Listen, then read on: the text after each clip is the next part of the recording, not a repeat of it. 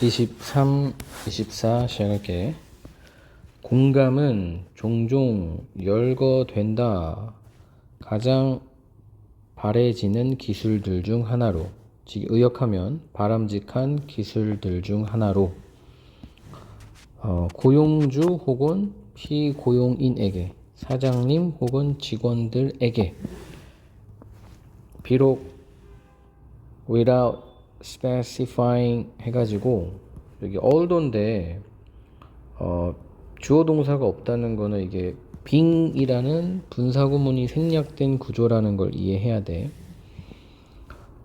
구체화함 없이 정확히 공감이라는 것에 의해 무엇이 의미되는지에 대해 정확하게 구체화하는 것 없을지라도 공감이라는 게 바람직한 특징들 중 하나로 열거된다. 그래서 지금 뒷내용을 보면 여러 가지 공감의 형태들 이렇게 나오거든. 그러니까 without specifying 이라는 게 포인트야.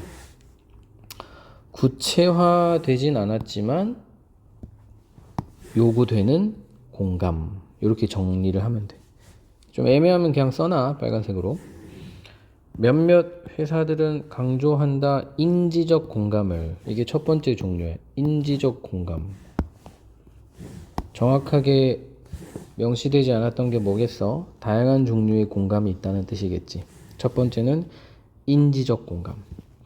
강조하면서 필요를, 투부정사 앞에 오는 의미상 주어야 리더들이 이해해야 할 필요를 강조하면서 관점을, 누구의 관점? 직원의 관점, 그리고 고객의 관점을 뭐 할 때? 협상할 때, 거래를, 그리고 결정을 해낼 때.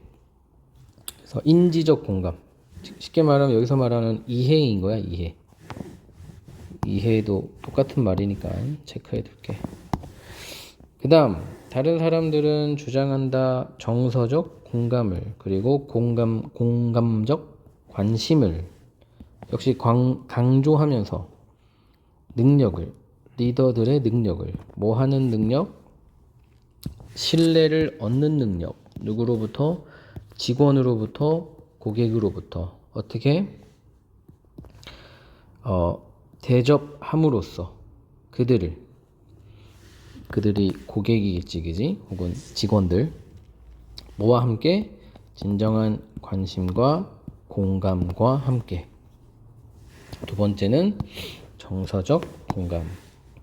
그 다음, 몇몇 컨설턴트가 주장할 때, 뭐라고 주장할 때? 성공적인 회사는 공감 능력을 키워야 한다라고 주장을 할 때, 컨설턴트는 말 그대로 상담가야, 컨설팅 해주는 사람. 그때 그것이 번역되는 것 주어야 뭐뭐로, 그러니까 여기서 translate이 자동사로 쓰였어. 그것이 무엇으로 번역되는가는, 혹은 그것이 번역되는 것은 뭐냐? 회사가 수행해야 한다는 것이다. 좋은 마켓 리서치를, 여기서 말하는 마켓 리서치가 다른 말로 해서 고객이 무엇을 원하는가에 대한 거지. 다시 말해서 나오니까 4번, 5번은 똑같은 내용이야. 공감적 회사는 이해하고 있다. 필요와 요구를, 뭐 누구의? 고객의. 그리고 병렬 구조지. 원한다. 채우기를, 이러한 필요와 요구를. 그래서 여기서 말하고 있는 empathy라는 건 뭐냐면 좋은 마켓 리서치를 여기서는 empathy라고 표현을 하는 거야. 즉 고객의 필요와 요구라고 보면 되겠지.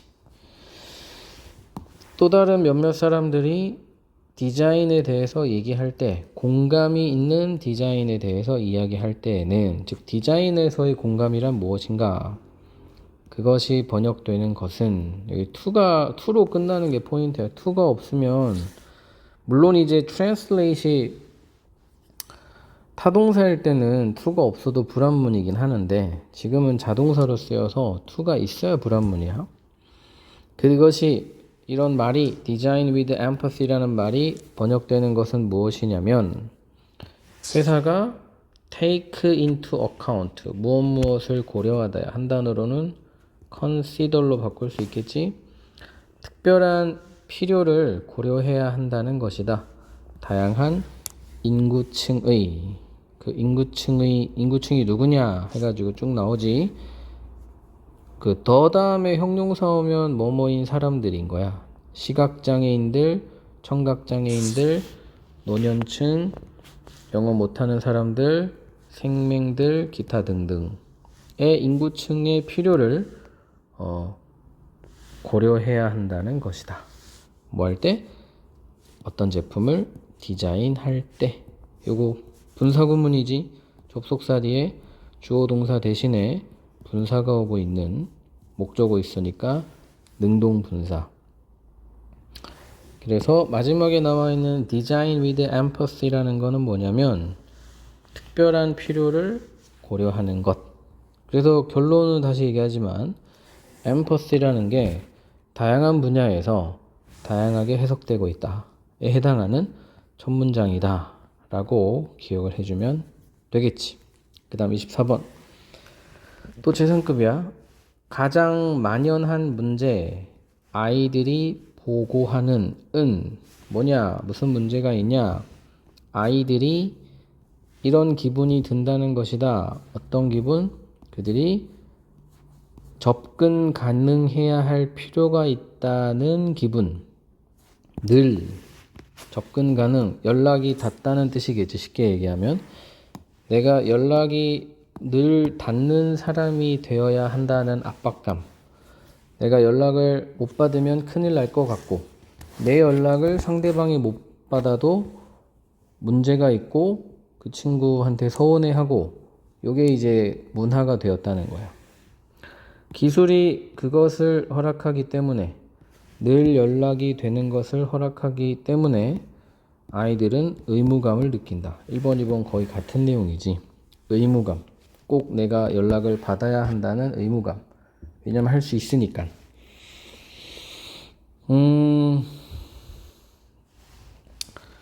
대부분의 우리들이 동의하는 것은 쉽다. 여기서는 그것이 앞에 있는 내용인 것 같아. 요 부분. 언제든 접근 가능해야 한다는 이 주장은 대부분의 우리들이 그래서 relate이 동의하다라고 해석이 돼 있어. 뒷내용 보면 동의하다야. 동의하는 것은 쉽다. 넌 어쩌면 같은 압박감을 느낄 것이다. feel이 지금 삼형식의 타동사를 쓰였어. 너의 인생에서도. 너도 마찬가지 아니냐? 그런 거 느껴본 적 있지 않냐? 라는 질문인 거야. 자, 여기는 가주어로 보는 거 좋을 것 같아. 정말로 어려운 일이다. 이런 팩트를 다루는 것은 어떤 팩트인지는 동격으로 쓰고 있고 동격일 때는 명사절이기 때문에 위치로 못 바꿔. 뒤에 완문이야. 어떤 팩트? 우리가 인간이라는 팩트. 그리고 우리가 항상 즉시 응답할 수는 없는 사람들이다 라는 팩트를 다루는 것은 어려운 일이다. 이걸 까먹고 우리가 너무 막 의무감을 가지게 된다는 소리겠지. 그 다음 자, teen or tween이 이게 다 10대야. 10대들에게 있어서 다음에 이제 어떤 10대들인지를 수식하고 있지. 여전히 배우고 있는 10대들에게 있어서 뭐를? ins and outs가 한 단어로 details야.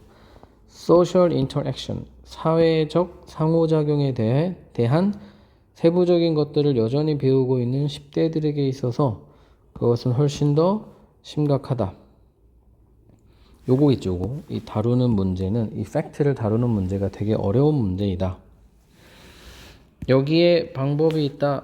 이런 행동들이 역할을 하는 방식, 어떤 식으로 이런 마인드가 작용을 하는가에 대한 거야.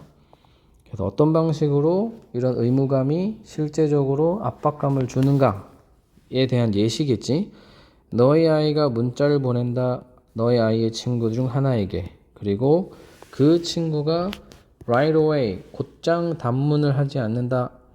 이제도 가주어지 쉽다. 너의 아이가 이렇게 생각하는 것은 이 친구가 원치 않는구만. 내 친구가 되기를 더 이상 하고 쉽게 삐진다는 거야. 바로 답문 안 하면. 그래서 그는 계속해서 문자를 보낸다. 그들의 전화, 친구의 전화겠지. 를 불티나게 나게 하면서 뭐라 그럴까 터지게 만들면서 계속 문자를 보내는 거야. 그래서 이게 바로 좀 전에 얘기했던 이 how this behavior plays out에 해당하는 구체적인 내용이었어. 이런 식으로 연락을 해야 되고 받아야 한다는 압박감에 따른 행동들이 나온다는 거. 이것은 자 이거 ing일 때 얘기했지. ing일 때는 뭐뭐를 뭐뭐 하는으로 해석하고 pp일 때는 뭐뭐가 뭐뭐 된으로 해석하는 거야.